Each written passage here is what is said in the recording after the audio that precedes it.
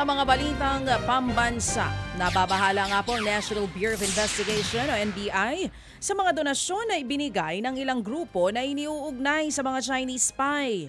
Nagugat ang issue sa report ng Reuters tungkol sa umano'y donasyong pera at mga sasakyan ng ilang nahuling espiya sa Philippine National Police.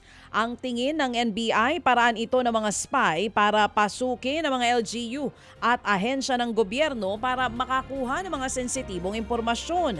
Ayaw man daw bigyang mali siya ng NBI ang mga ibinibigay na donasyon. Kumbinsido sila na bahagi ito ng modus para manipulahin ang mga opisyales at makakuha ng intel sa Pilipinas.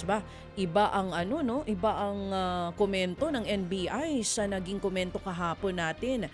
Kaya PNP CIDG Chief, 'di ba, no? Nicolas Torre. Sila ay inquiry pa lang daw, hindi daw investigasyon ang gagawin. Pero ang NBI sinasabi na sila kumbinsido sila. Bahagi yan ng modus para manipulahin nga daw ang mga opisyal at makakuha po ng intel at iba pang impormasyon dito sa ating bansa. Antabayanan niyo pa po ang ibang mga balita ukol po sa issue na ito. Samantala sa iba pang mga balita, humihingi ng karagdagang 5 bilyong pisong pondo ang COMELEC para sa pagpapatayo ng kanilang bagong opisina sa Pasay City.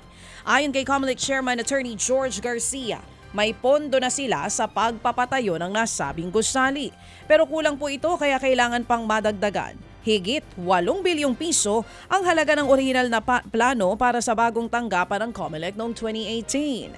Pero makalipas ang ilang taon, posible raw abutin sa higit 13 billion pesos ang gastusin kaya kulang pa ang kanilang pondo.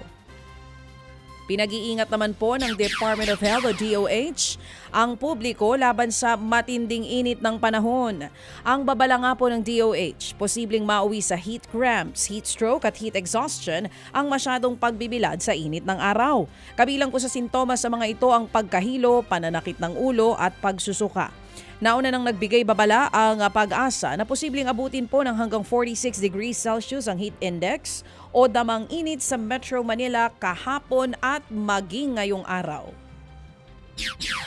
Kaugnay nga ng balitang yan, nagsuspindi na ng face-to-face classes sa lahat ng antas ng Maynila o ang Maynila at mga bayan po ng Abukay, Hermosa, Orani at maging sa Samal sa Bataan. Preschool hanggang grade 12 naman ang walang pasok ngayong araw sa Quezon City at maging sa Bacoor, Cavite. Sa San Juan City naman, ini-adjust na po ang schedule ng mga estudyante sa mga pampublikong paaralan. Ang morning classes magsisimula ng alas 6 hanggang alas 10 ng umaga. Pagdating ng hapon, magsisimula po ang klase ng alas 3 hanggang alas 7 ng gabi. Sa ganitong schedule, makaiiwas ang mga estudyante sa matinding init.